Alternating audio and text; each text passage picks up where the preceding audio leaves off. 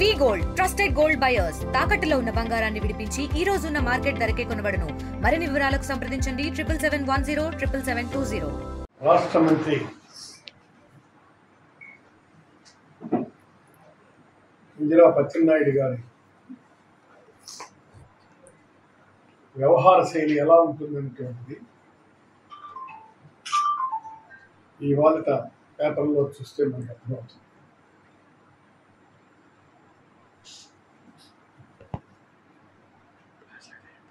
వ్యవసాయ యంత్ర పరికరాల కాంట్రాక్ట్ భారీ అవినీతికి స్కెచ్ వేసి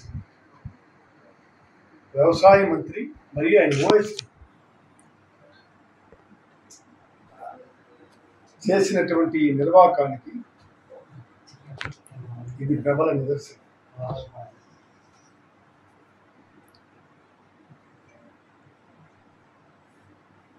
ఇది ఏమిటంటే అసలు విషయం వ్యవసాయ పనిముట్లు మరియు యంత్ర పరికరాలు రేట్లు పెంచి కోట్ల రూపాయల కుంభకోణానికి తెరలేపారు.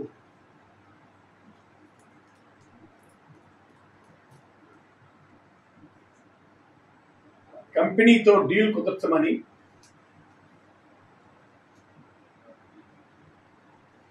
ఆగ్రోస్ జిఎంపై మంత్రి అచ్చెన్నాయుడు ఒత్తిడి పదే చేయడం మీద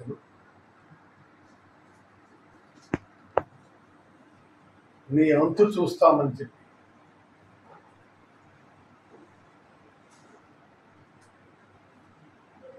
అంతు చూస్తామని డీల్ కుదరకపోతే బెదిరింపులు. ఈ నేపథ్యంలో ఆగ్రోస్ జిఎం చంద్రమోహన్ గారు నేను ఇక్కడ పని చేయలేను, స్వతంత్రంగా ఇక్కడ నేను పని చేయలేను అని చెప్పి నిశ్చయానికి వచ్చి ఈ applied for long leave to the government.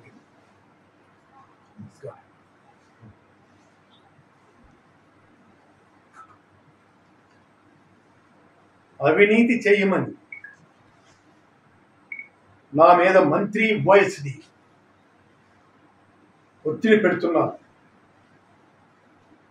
కనుక దీర్ఘకాలిక సెలవు కావాలని ఆ లేఖలో యథార్థాన్ని రాసిపంపించారు.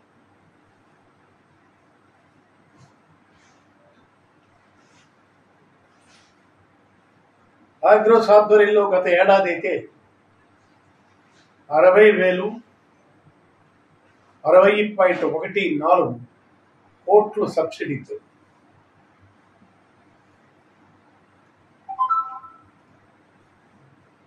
25,000 యంత్ర పరికరాలు పంపిణీ చేశారు గత ఏడాది ఈ ప్రభుత్వం.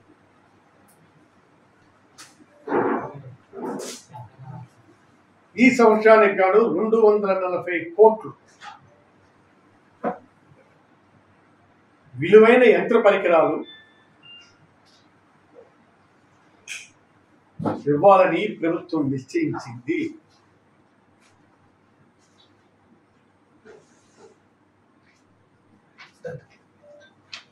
ప్రభుత్వం నిశ్చయించింది 240 కోట్లు అమాంతంగా ఒక్కసారి పెరగడంతో వీళ్ళలో కూడా ఆశలు చిగురించాయి.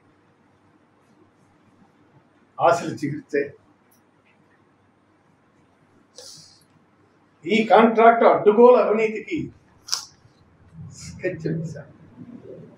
మీరు జిఎంతో మాట్లాడి డీల్ సెట్ చేయండి అని చెప్పి ఇది చెప్పిన తర్వాత వాళ్ళు చేయలేక సతమతమవుతూ కాలయాపన జరుగుతుంటే దాని మీదను ఓఎస్డి గారు ఫైర్ అయిపోయినారట. పోలనాయుడు ఫైర్ ఎలా ఉంటుందో మనకు తెలుసు కదా, ఇక్కడ మన జిల్లాలోనే పనిచేశాడు. అర్థం కాలేదా?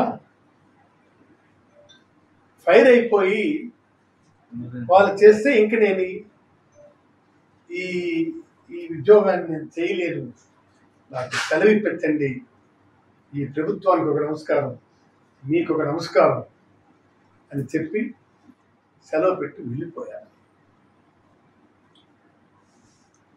అందులో భాగంగా మంత్రి ఓఎస్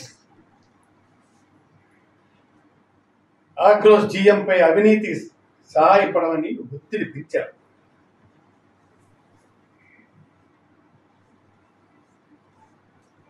ఒత్తిడి ఏనాడైతే పెంచాడో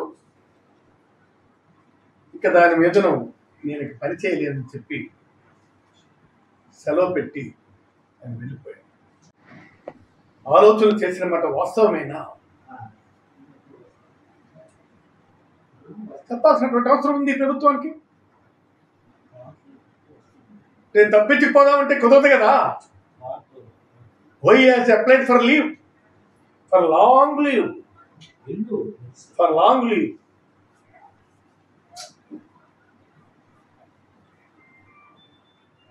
ఇది ఖచ్చితంగా తెలియచెప్పాల్సినటువంటి అవసరం ఉంది. ప్రభుత్వం తన నిజాయితీని రుజువు చేసుకోవాల్సినటువంటి అవసరం ఉంది. అందుకు ఇది నిజమా కాదా అన్నటువంటిది ఖచ్చితంగా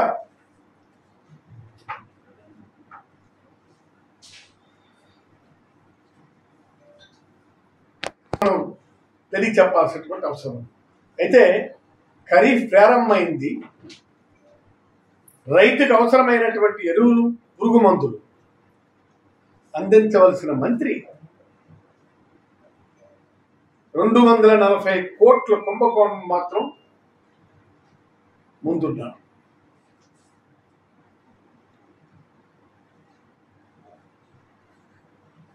ఇదేం పని? ఇదేం పని? అందుకు ఖచ్చితంగా దీని మీద ప్రభుత్వం క్లారిఫికేషన్ ఇవ్వాలి.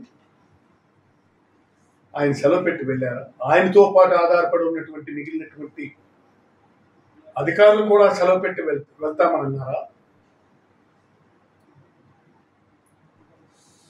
మనం ఆలోచించాలి. ఈ మధ్యకాలంలో రెడ్ బుక్ రాజ్యాంగానికి భయపడి మేము ఇంక ఉద్యోగాలు చేయలేము, సెలవుల మీద వెళ్ళిపోతాము అన్నటువంటి ఆలోచనకు వచ్చినటువంటి యంత్రాంగం ఈ విధమైనటువంటి పరిస్థితులు వస్తే ఎవరు ఏం చేస్తారు? పోలీస్ డిపార్ట్మెంట్లో తిరుగుబాటు వచ్చినే వస్తుంది. రెడ్ బుక్ రాజ్యాంగం మీదను పోలీస్ డిపార్ట్మెంట్లో తిరుగుబాటు రానే అవుతుంది. ఇక మిగిలినటువంటి అధికార యంత్రాంగం మీద కూడా రెడ్ బుక్ యంత్రాంగం తాలూకా ఇన్ఫ్లుయెన్స్ పడి వాళ్ళందరూ కూడా చేతులు ఎత్తేసే పరిస్థితిలో ఉన్నారు. This is the helm of affairs of the state. సరే, ఇది మనకి యూరియా, గ్రోమో వీటి పరిస్థితి మనకి చెప్తూనే ఉంది. వీటన్నిటికంటే ప్రధానమైనటువంటిది 2024 ఎన్నికలకు ముందు 66.34 లక్షల పింఛన్లు.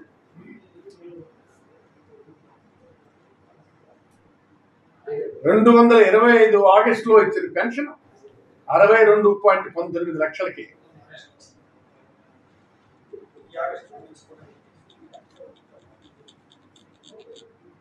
అంటే ఏడాదిలో సుమారు 4.50 లక్షల పెన్షన్లు తొలగించారు. Note it down. 4.50 లక్షల పెన్షన్లు తొలగించారు. ప్రతి జిల్లాలో వేల మంది పెన్షన్లు తొలగించడానికి నోటీసులు ఇవ్వడం జరిగింది.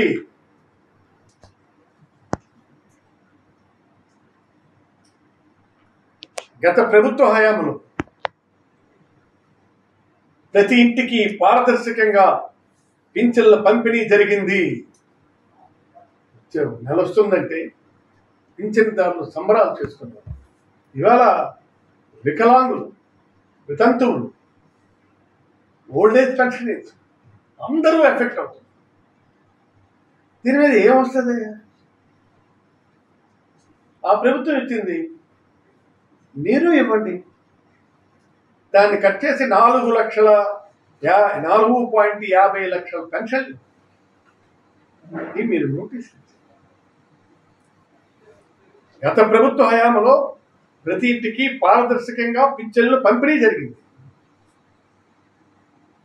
చెప్పమనండి, ఏ ఇంట్లో అయినా సరే, ఎక్కడైనా సరే, ఎప్పుడైనా సరే, ఎవరైనా కానీ ఈ పింఛన్లకు సంబంధించి ఇలాంటి వ్యవహారాలు ఉన్నాయా? ఒక చెయ్యి అన్నం పెడితే మరొక చెయ్యి అన్నాన్ని తుల్లగొడుతుందా? ఇది సరైనటువంటి పద్ధతి కాదు. ఏ ప్రభుత్వానికైనా 4.50 లక్షల పెన్షన్లకి మీరు తొలగించడానికి మీరు నోటీసులు ఇచ్చారంటే దాని అర్థం ఇంకా నెక్స్ట్ దానికి ఫ్లక్ చేసుకుని దానికి అర్థం పర్థం ఉండాలి కదా.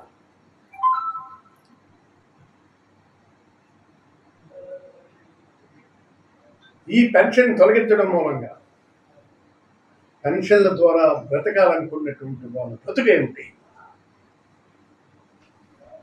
ప్రభుత్వం అంటే డబ్బున్న వాళ్ళకి వాళ్ళు ఇష్టం వచ్చినట్టుగా నడుపుకునే వాళ్ళకి కాదు ప్రభుత్వం. ప్రభుత్వం అంటే చావలేక చేయలేక జీవితాన్ని దుర్భరమైనటువంటి పరిస్థితుల్లో గడుపుతున్నటువంటి వాళ్ళకి ప్రభుత్వం అందివ్వడమే ప్రభుత్వ లక్ష్యంగా పెట్టుకున్నారు ఆనాడు జగన్మోహన్ రెడ్డి గారు. ఈనాడు మీరేం చేస్తున్నారు చెప్పండి. పక్కాగా మేము ఇచ్చాము అని చెప్పండి. అలానే ఈ కార్యక్రమం చేస్తాం చెప్పండి.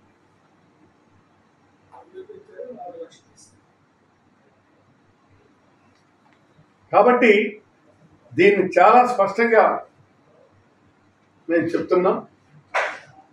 ఇలాంటి పరిస్థితుల్లో ఉన్న ప్రభుత్వాన్ని మనం ఎప్పుడూ చూడలేదు. దయచేసి I'm appealing to the chief minister Chandrababu Naidu గారికి నేను అపీల్ చేస్తున్నాను. ఈ 4,50,000 పెన్షన్ తిరిగి పునరుద్ధరించమని వాళ్ళు తిరిగి త్రూ ఎంపీడీఓస్ ద్వారా వాళ్ళ దరఖాస్తులు ఆహ్వానించమని మనస్ఫూర్తిగా కోరుకుంటున్నాను.